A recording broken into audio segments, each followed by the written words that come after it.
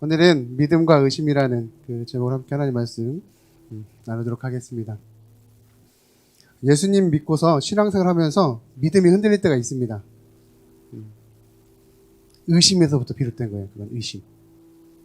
의심은 사단이 오랫동안 즐겨 사용했던 성공률이 아주 높은 공격 방법이에요.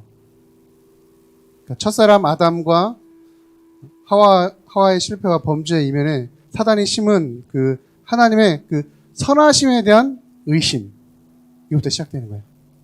그러니까 믿음을 지키기 위해서 화울이 좀 나네요. 네. 믿음을 지키기 위해서 의심치 않아야 하는데 현실의 무게가 너무 눌려서 약속과 현실 사이에 괴리를 느끼는 순간, 그때 의심. 가장 좋은 예로 연애할 때, 은혜야, 그치? 남자친구 믿어? 그치? 믿죠. 믿으니까 사귀고 있는 거죠. 근데 그 믿음이 조금 지나다 보면 현실의 무게에 조금 눌려서 약속과 현실이 조금 다르게 느껴지면 그때 어떻게 될까? 얘가 진짜 나를 사랑할까? 의심이 들어요. 의도하지 않았지만 뜻밖의 순간에 장소에서 의심이 불쑥 찾아와요. 목사인 저도 예배를 드리는 중에, 그리고 기도하는 중에, 말씀하는 중에 이런 생각이 들 때가 있었어요. 하나님 정말 계실까? 하나님이 정말 내 기도를 들어주시는 거 맞는 걸까? 목사인 저도 그런 의심이 들어요. 하물며 너희의 거 보냐. 전혀 안 그러처럼 우리의 의도나 의지와 상관없이 매 순간 어디든 사단은 우리의 마음을 계속 의심을 불어넣습니다. 의심. 어느새 의심이 자리 잡으면 우리 마음속에 그 의심이 걱정과 두려움이 생기기 시작해요. 남자친구를 의심하게 되면 그 다음부터는 마음의 걱정과 두려움이 생기기 시작해요. 얘가 나를 떠나가면 어떡할까? 얘가 나를 배신하면 어떡할까? 그러면 의심과 걱정이 되어지면 그 다음부터 어떻게 될까요? 마음을 지배해. 본문의 아브라함 모습이 이와 똑같아요. 방금 의심에 대한 이야기했던 거. 하나님께서 갈대와 우르에서 그를 부르시고 크고 놀라운 약속을 주셨는데, 그런 큰 축복을 허락하셨는데 부도 주셨고 권세도 주셨어요. 그런데 현실을 보니까, 아브라함이 자기가 지금 살아가고 있는 현실을 보니까 하나님께서 약속하셨던 그 약속이 이루어질 기미가 보이지가 않아. 갖고 있던 부와 권력조차 아무런 의미가 없어요. 그래서 본문에서 아브라함의 마음이 지금 무너지고 있음을 우리가 볼 수가 있어요. 아마도 약속을 받았던 때 아브라함 나이는 75세였을 거예요. 75세에서 한 80세 그 사이에 이 약속을 받았어요. 어떤 약속 받았을까요? 창세기 한 번도 안 읽었어요? 아브라함의 약속 뭐죠? 그치. 너의 태를 통해 뭘 얻겠다고? 자식을 얻겠다고. 그 약속을 주신 때가 언제였냐면 75세에서 80세 이 사이에 그 약속을 주셨어요. 근데 그 약속을 주셨을 그때 그 나이를 보면 하나님은 언제든지 하늘나라 불러도 상관없는 나이야. 그죠? 그 정도 나이 되시면. 아브라함 당시 고대 근동 평균 나이는 약 30세였습니다. 물론 유아 사망률이 매우 높았기 때문에 평균치가 조금 내려가서 30세, 많이 내려가서 30세지만 그래도 80세 정도 되면 꽤 나이가 많은 아브라함의 나이였어요. 하나님께서 약속하신 오랜 시간이 지났고 자신의 생명은 얼마 남지 않았는데 여전히 하나님의 약속은 이루어질 낌새가 보이지 않아. 우리 본문, 우리 창세기 15장인데 14장에는 그 전쟁이 일어났어요. 어떤 전쟁이냐면 국제적인 전쟁이야. 동방의 연합군을 용맹하게 쳐서 기습해서 자기 조카 롯 구한 그 전쟁이 있어요. 아브라함이 갑작스럽게 기습해서 그 동맹국들이 패배했지만 사실 동방의 왕들이 다시 전력을 가다듬고 보복하러 온다면은 아브라함은 다시 이기기 어려운 전쟁이었어요. 이제 나이도 꽤 들고 늙었죠. 그러니까 아브라함은 지금 마음이 조급한 거야. 약속의 후순으로 굳게 믿었던 롯은 전쟁 이후에 목숨을 구걸해 준 자신을 떠나버립니다. 창세기 14장에서 조카 롯의 말이 나오진 않지만 이후의 역사를 보니까 소돔 왕을 따라서 소돔성으로 돌아갔다라고 이야기합니다. 한번 생각해 볼게요. 자신을 등지고 소돔왕을 따라간 조카 롯의 모습을 바라본 아브라함의 심정, 허탈함과 배신감, 희망의 끈이 사로잡아가는 가슴 아픈 감정을 우리는 짐작할 수 있겠죠. 이제 자신이 할 수 있는 모든 일은 끝나고 소망도 사라진 겁니다. 그러니까 하나님께서 정말, 이거 아브라함의 독백이에요. 하나님께서 정말 나와 함께 하시는지, 약속하신 지 5년, 지금 10년이 다 돼갔는데 여전히 그 약속은 이루어지는 것이 전혀 없고 오히려 절망스러운 상황이 전개되는데 하나님 정말 나를 돌봐주시는 거 맞은지, 약속을 기억하기나 하고 계신지, 이렇게 의심이 생기기 시작했다는 겁니다. 의심은 걱정으로 변해되었고, 걱정은 두려움이 되었고, 두려움이 절망으로 변한 겁니다. 다시 하나님 향한 약속이 어떻게 되었어요? 의심. 의심이 변하여 두려움. 두려움이 변하여 이제 절망. 본문의 배경이에요. 절망 가운데 더 이상 기다리지 못하는 아브라함은 스스로 자기가 해결하려고 해요. 그래서 의심이 생길 때 우리는 조심해야 됩니다. 하나님 정말 나와 함께 하는 거 맞으신지, 내가 예수님 믿는다고 고백하는 청년이지만 하나님께서 내 기도를 지금 응답해 주시는 거 맞는 건지, 아니 베드레헴교회 청년부 가운데 지금 담당 목사님도 안 계시고 함께하고 계신 거 맞으신지 의심 들 때가 있다는 겁니다. 불쑥불쑥 의심을 던지는 건 사단이 사람에게 주는 가장 좋은 방법이라고 이야기했습니다. 의심이 들어오면 흘려보내는 지혜가 필요합니다. 할렐루야. 의심이 생겼을 때 마음을 붙들고 곱씹으면 안 돼요. 의심이 생겼을 때 어때? 아, 이거 왜 그러지? 뭐 때문에 그럴까? 곱씹으면 안 돼요. 곱씹는 건 뭘 곱씹어야 돼요? 말씀.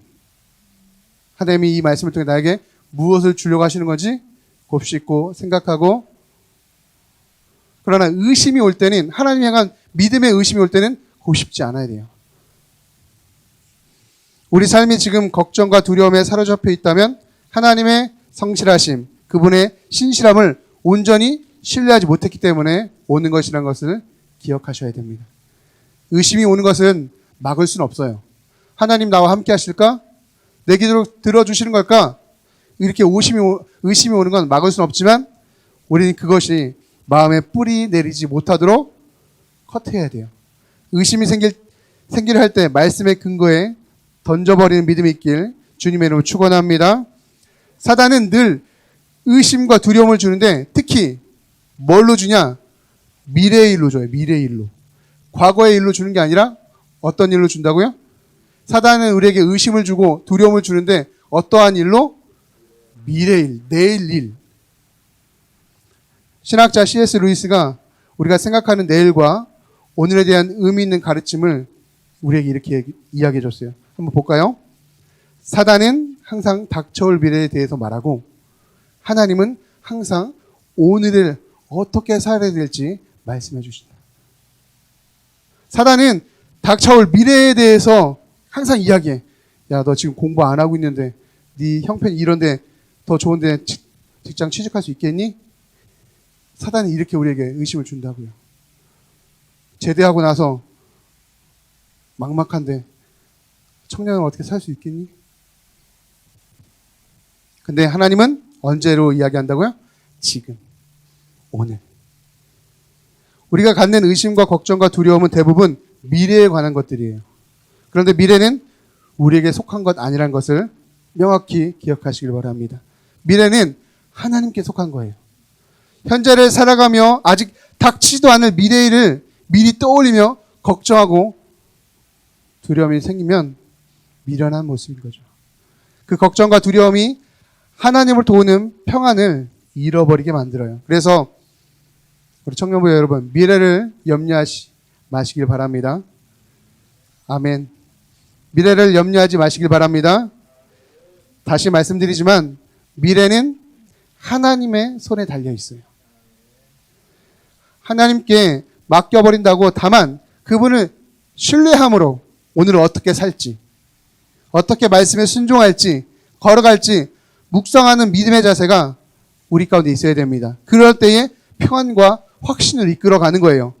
이러한 믿음을 소유하시는 플랜트 청년부 다 되시길 주님으로 축원합니다. 의심에 사로잡힌 아브라함에게 미래에 대한 두려움과 좌절이 찾아와요. 그래서 이제는 그 두려움을 떨치기 위해서 자기 스스로 해결하고자 해요. 뭔가요? 양자를 세우기로 해. 하나님이 약속하신 자기 자녀가 생기지 않으니까 이제 어떻게 해요? 두려우니까, 미래에 대한 두려움이 있으니까 양자를 세우기 시작해. 하나님께서 약속하신 그 자녀 후사에 대한 굳은 믿음이 이제 무너졌습니다. 마지막 희망이었던 자기 조카 롯도 떠나는 모습을 지켜보면서 약속을 부여잡았던 모습이 이제 부족해졌어요. 의심이 두려움이 되었고, 그 두려움이 이제 걱정, 자기가 망하는 길로 가는 길이에요. 아브라함은 오랫동안 집에서 거닐던 종 다메섹 사람 엘리에셀을 자기 양자로 삼으려고 합니다.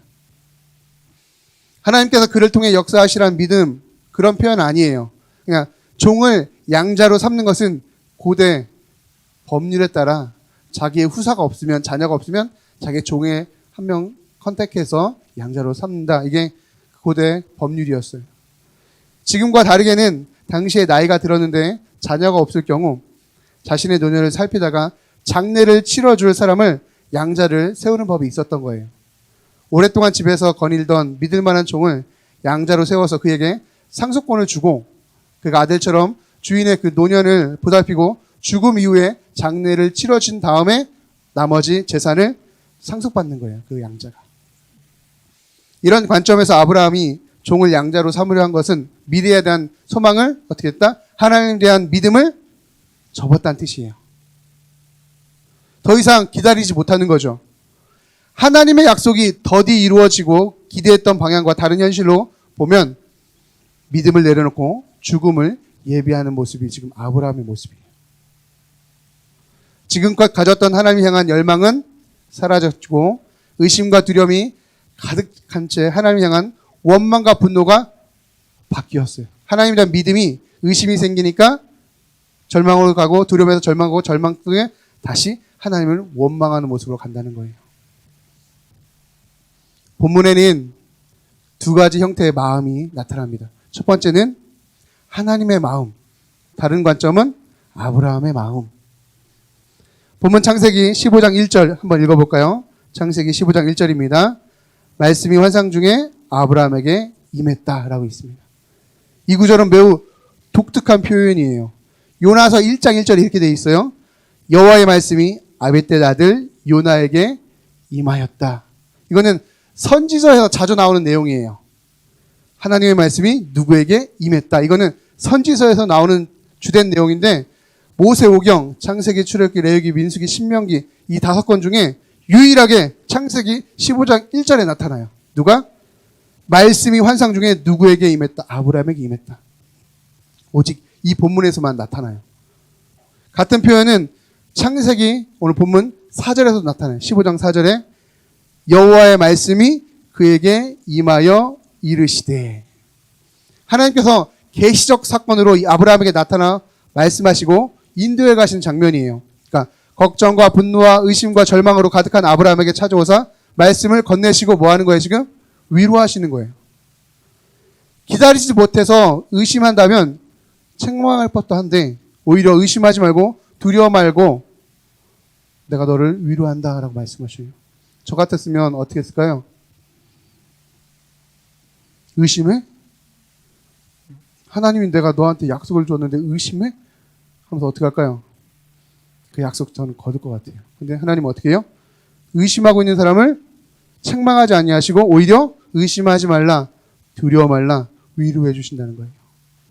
먼저 찾아오셔서 하시는 말씀, 아브라함아 두려워하지 말라, 나는 내 방패요 너의 지극히 큰 상급이다. 1절에 그렇게 이야기하잖아요.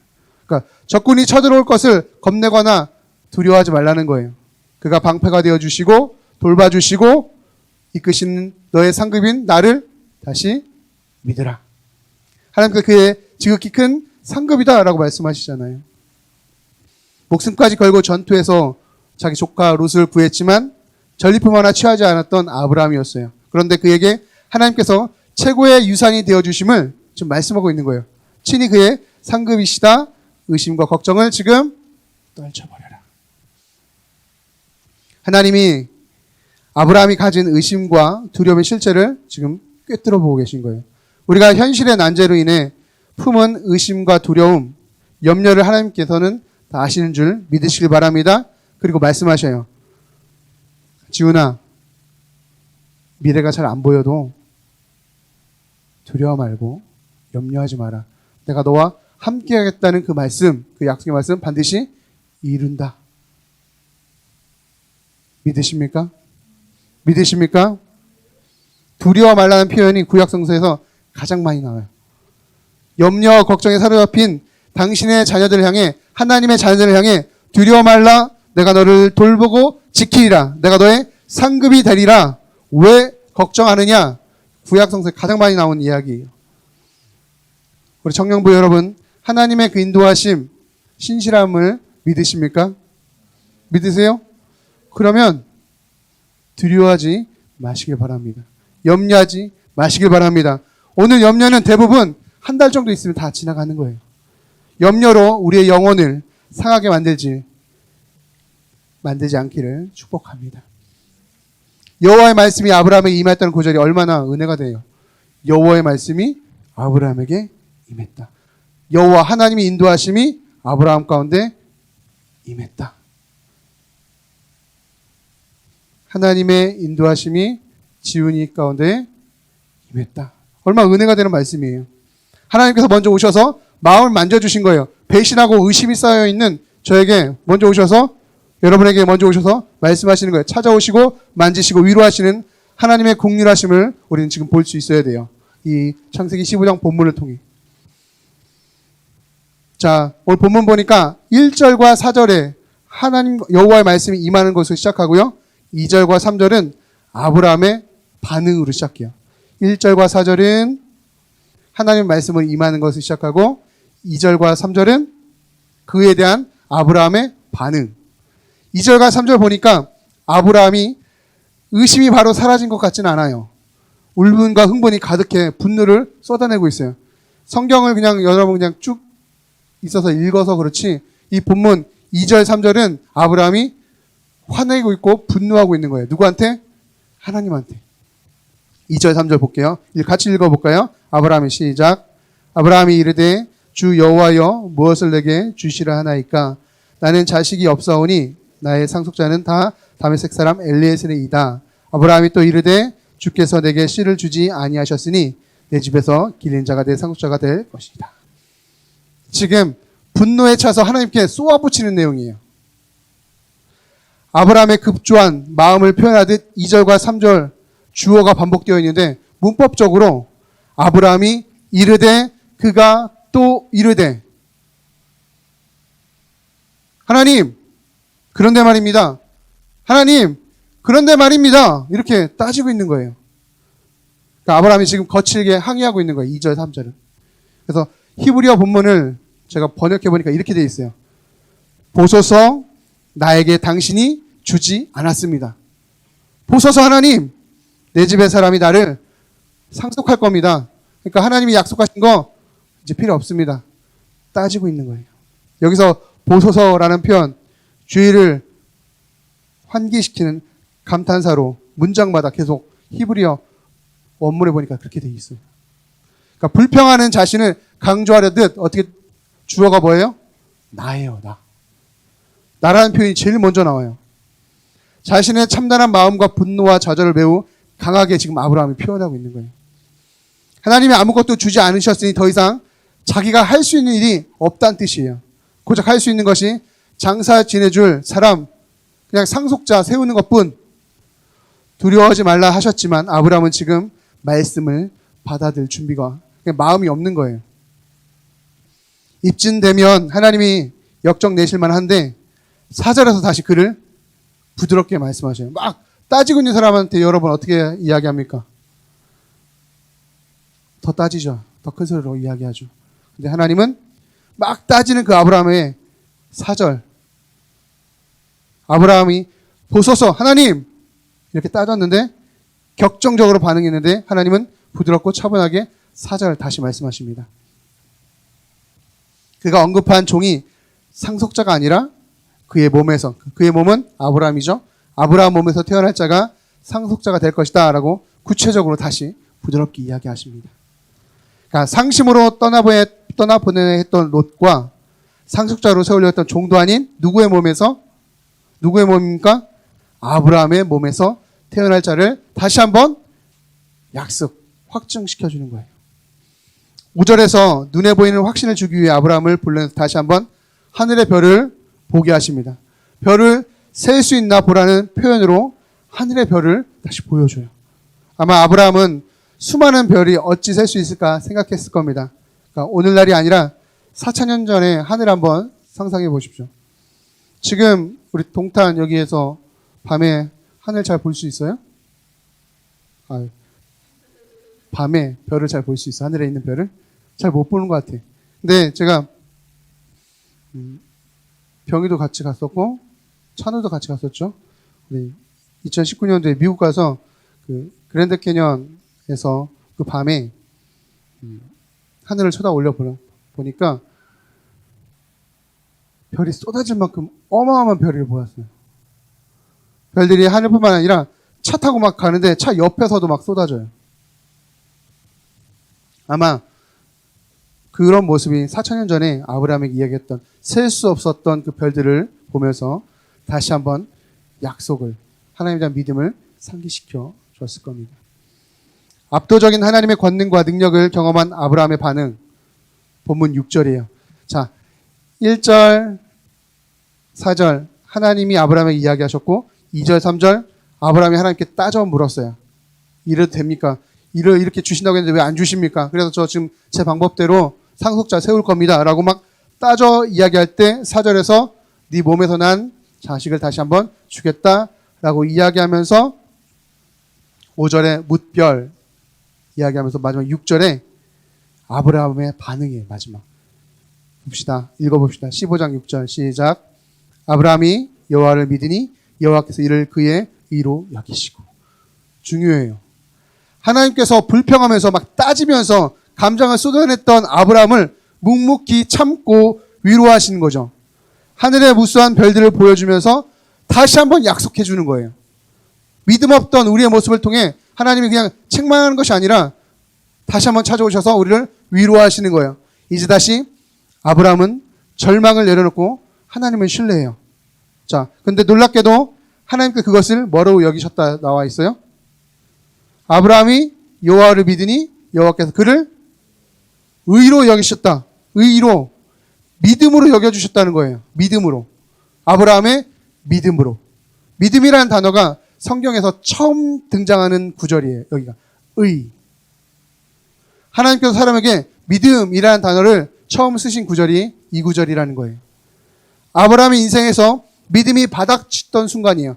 아브라함이 그래 너 믿음의 조상 아브라함이다 라고 하나님이 칭해 주셨을 때 아브라함이 이삭을 모리아산에 바쳤을 때 너 믿음 좋구나 이렇게 한 게 아니라 어떻게 했다고요? 아브라함이 가장 바닥에 있을 때 하나님 믿지 않고 의심했을 때 낭망했을 때 두려워했을 때 다시 한번 돌아오는 아브라함의 모습을 보고 아브라함 너가 실망하고 너가 아플지라도 내가 너와 함께 하겠다 이 말씀을 믿고 다시 돌아오는 너의 모습 보니까 네 믿음이 크도다. 이때 이야기해준다는 거, 이야기해줬다는 거니까. 마치 하나님께서 막 삿대질하면서 분노했던 모습을 토해냈을 때, 그때 하나님은 아브라함에게 너 믿음 좋구나. 처음 사용하셨어요. 믿음이 우리의 행위에 있지 않음을 보여주기 위함이에요. 다시 이야기합니다. 믿음은 저와 여러분의 행위와 아무런 상관이 없습니다. 우리의 결단을 위해서 얻는 것도 아니에요. 나 믿음 좋은 사람 돼야지? 주야! 하고서 막 금식하고 막 그렇게 해서 믿음이 좋아지지, 그러지 않은 걸 보여주기 위함이에요. 가장 낮은 바닥에 있었던 아브라함을 찾아와 위로해 주셨던 하나님의 은혜이다라는 것을 보여주기 위해 믿음을 사용하신 거예요. 우리의 결단과 노력이 아닌 하나님 앞에 믿음으로 받아들이는 것 절대 아닙니다. 아무것도 할 수 없을 때에 오히려 하나님 앞에 원수된 자로 살고 있을 때 먼저 우리를 사랑해 주셨고 찾아주셨고 설득해 주셨던 것을 우리는 은혜라고 이야기합니다. 할렐루야. 그것을 기억해야 돼요. 그래서 믿음이란 하나님을 향한 우리의 결단이 아니라 하나님께서 연약한 우리를 설득하신 결과물이에요. 믿음이야말로 진정한 하나님의 은혜인 줄 믿으시길 바랍니다. 이 구절이 성경 전체에 얼마나 큰 중요한 역할을 했는지 몰라요. 선지자 하박국은 이 성경을 그대로 인용해요. 로마서 3장, 4장, 바울도 로마서 3장, 4장에 그대로 믿음으로 의로운다는 것을 이 구절을 통해 그대로 설명합니다. 로마서 3장 28절을 보겠습니다. 로마서 3장 28절에 사람이 의롭다 하심을 얻는 것이 율법의 행위가 아닌 뭐로 된다고요? 믿음으로 된다. 이 말씀 근거에서 쓴 겁니다. 로마서 4장에는 이렇게 돼 있어요. 아브라함의 예를 들어가면서 그가 하나님을 믿음의 의로 여겨졌다. 믿음의 사람으로 칭했다라고 이야기합니다.